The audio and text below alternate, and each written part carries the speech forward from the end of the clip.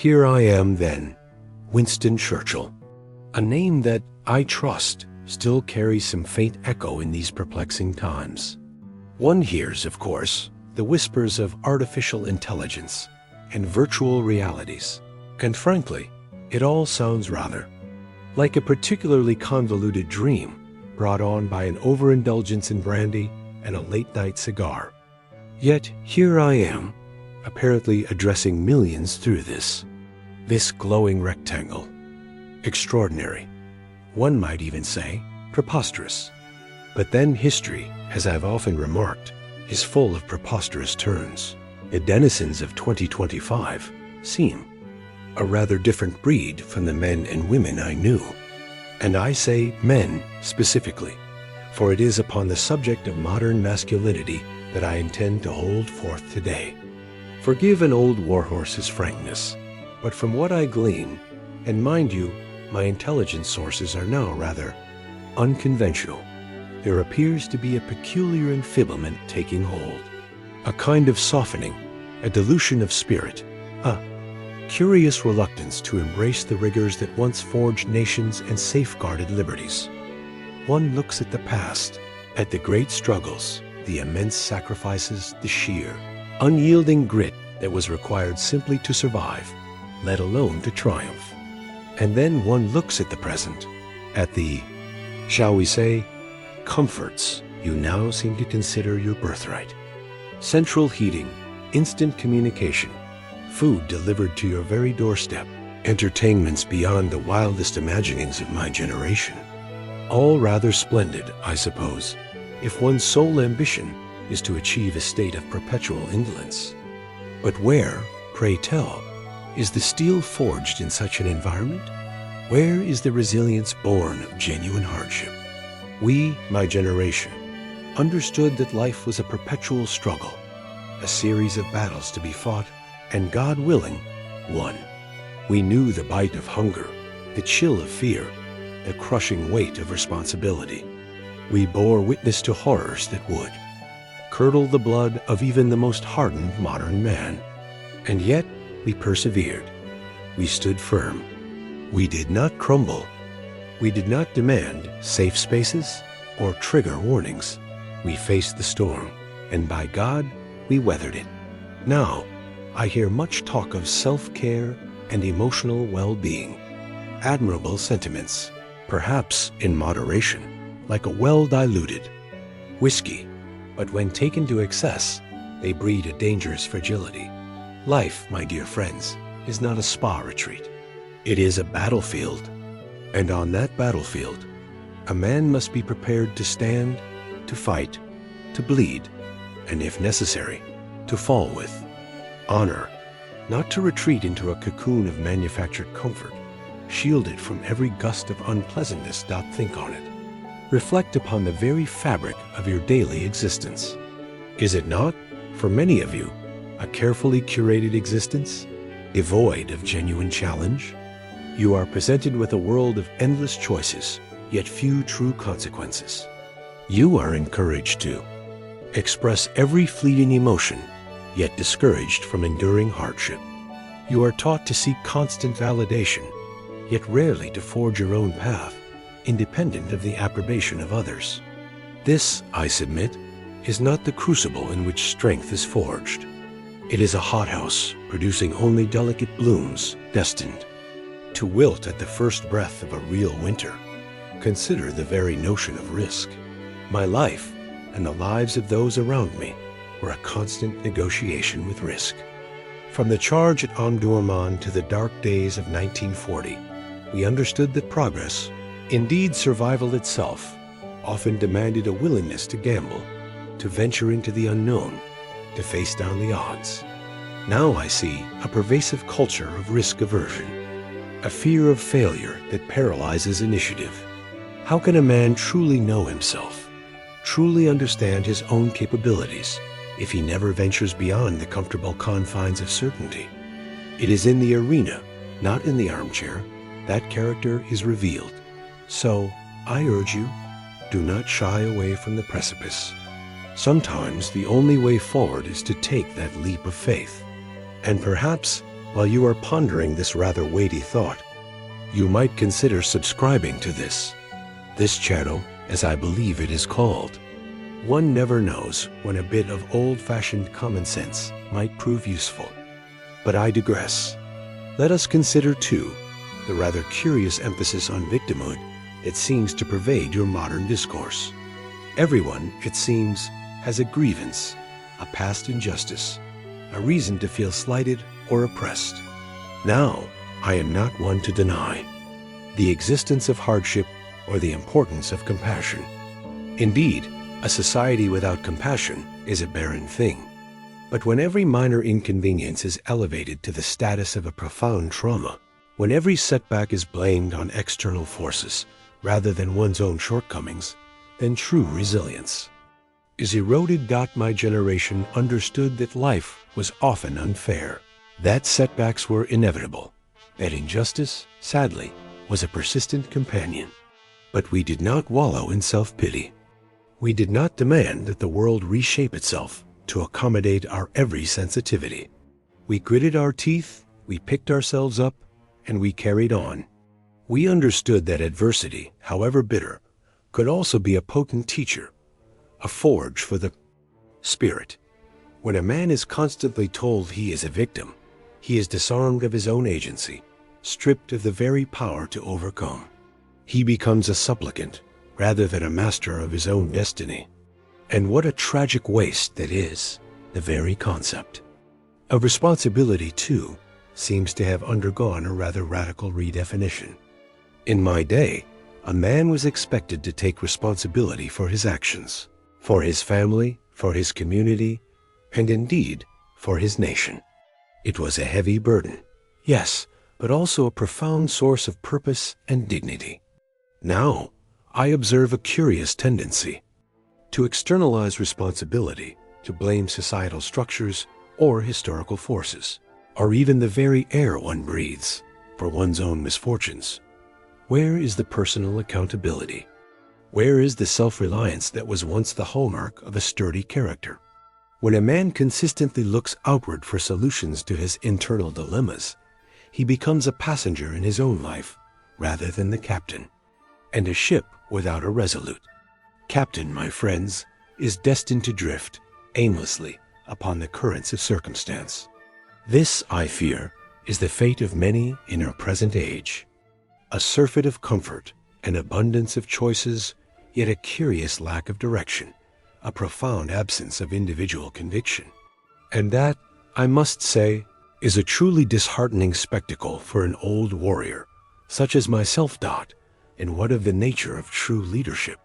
In my time, leadership was often forged in the crucible of battle, in the unforgiving glare of public scrutiny, in the daunting task of guiding a nation through its darkest hours. It demanded courage, foresight, an iron will, and a willingness to make unpopular decisions for the greater good. It was not, as it increasingly appears to be now, a popularity contest, a performance of carefully constructed personas. Devoid of genuine conviction, I observe a proliferation of individuals who seek influence through superficial means, through the curation of digital images and the pursuit of transient trends. Where are the giants, the men and women of substance, who are prepared to stand against the tide, to speak unpopular truths, to lead not by consensus, but by conviction? They seem to have been replaced by a chorus of polite agreement, a cacophony of carefully modulated voices, each terrified of offending anyone, anywhere. And when a society loses its capacity for robust debate, for dissenting opinions, for the clashing of ideas that sharpens the intellect and clarifies the purpose, then it risks intellectual stagnation and moral decay. We, the men and women of my time, understood that progress was rarely achieved through pleasantries.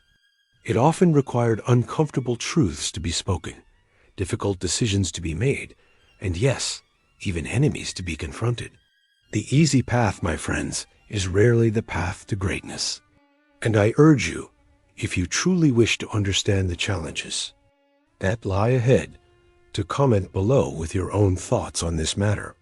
A robust exchange of ideas, even if it leads to disagreement, is far more preferable than a polite silence.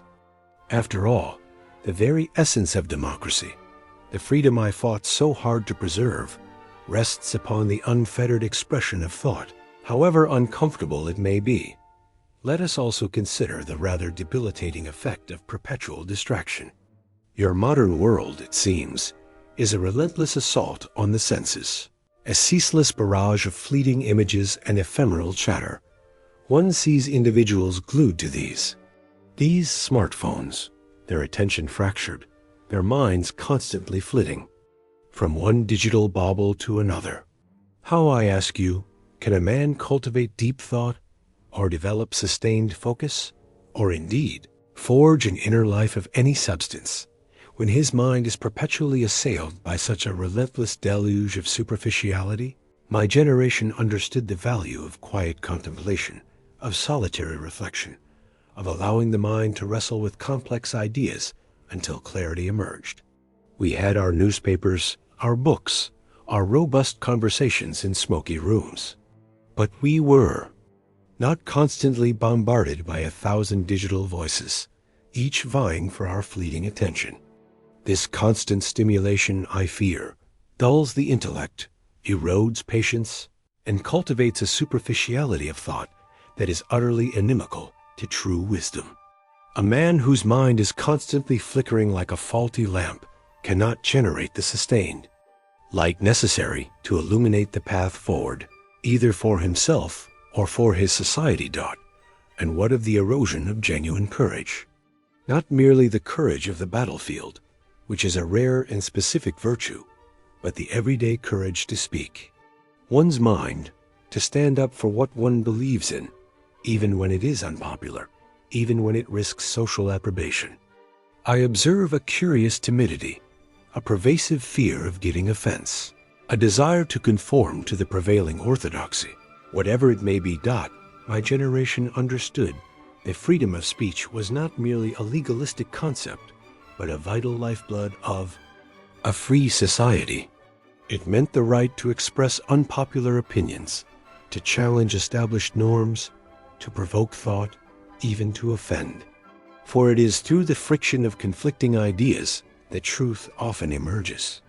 But now, it seems, a new orthodoxy has taken hold, a subtle but pervasive censorship, enforced not by the state, but by the fear of social ostracization, by the instantaneous condemnation of the digital mob. When men are afraid to speak their minds, when they self-censor their thoughts for fear of reprisal, then the marketplace of ideas becomes barren, and the very spirit of liberty begins to wither. True courage, my friends, is not merely the absence of fear, but the triumph over it. It is the willingness to stand firm, even when the winds of popular opinion are howling against you. And I tell you, without that courage, without that unwavering commitment to intellectual honesty and forthright expression, the very foundations of your free societies will begin to crumble, brick by precarious brick. Finally, let us address the rather perplexing notion of purpose. In my era, purpose was often thrust upon us by the exigencies of the age. We faced external threats that demanded unity, sacrifice, and a collective sense of mission. We understood that there were causes greater than ourselves, ideals worth fighting, for values that transcended individual comfort. But in your world of apparent peace and prosperity, a peace, I might add, that is always a precarious thing, never to be taken for granted. What is the overarching purpose that animates the modern man? I see much talk of individual fulfillment, of personal happiness, of the pursuit of ephemeral pleasures. And while these are not without their place, when they become the sole guiding stars, a deeper void often emerges. For true purpose, my friends, often lies beyond the confines of the self. It lies in service to something larger, in the building of something enduring, in the safeguarding of principles that extend beyond one's own fleeting existence. When men are encouraged to focus solely on their own immediate gratification, when they are taught that every desire must be instantly sated then the capacity for sustained effort, for long-term vision, for genuine sacrifice begins to atrophy. Life without a grand purpose, a life devoid of a higher calling, is a life diminished, however comfortable it may appear on the surface. It is a ship adrift, without a compass, perpetually circling in a sea of its own making. And I implore you, as you navigate this labyrinthine modern world, to seek out that higher purpose, to find something worth striving for, something worth fighting for, something that transcends the mere accumulation of transient pleasures. For it is in that striving, in that relentless pursuit of a noble goal, that the true strength of a man is revealed, and indeed forged anew. So there you have it. My rather unvarnished observations on the curious phenomenon of the weakening man in this peculiar year of 2025. It is not, I assure you, a comfortable prognosis, nor is it delivered with any great relish. But a doctor, however skilled, cannot cure an ailment if the patient refuses to acknowledge its existence. And so I offer these thoughts, not as a condemnation, but as a challenge to reflect, to reevaluate, to rediscover the enduring virtues that have, for millennia, propelled mankind forward through every trial and tribulation. The world, your world, faces its own unique challenges, its own particular storms, and to weather them, to triumph over them, will require not weakness, but strength, not timidity, but courage, not self-pity, but resilience. And it will require, above all, men and women, of course, for their strength is often the greater, of character, of conviction, of an unwavering spirit. The future, as always, is unwritten. It rests, as it always has, in the hands of those who are prepared to grasp it, to shape it, to master it. Do not, I implore you, allow the comforts of the present to lull you into a state of permanent enfeeblement, for the challenges ahead will demand nothing less than your very best. And the spirit of man, when truly aroused, is capable of miracles. Do not forget that, and do not, for a moment, underestimate the immense power that resides within each and every one of you, if only you choose to unleash it. Now, if you'll excuse me, I believe I've earned a rather stiff drink, and perhaps a good cigar. Good day to you all, and Godspeed.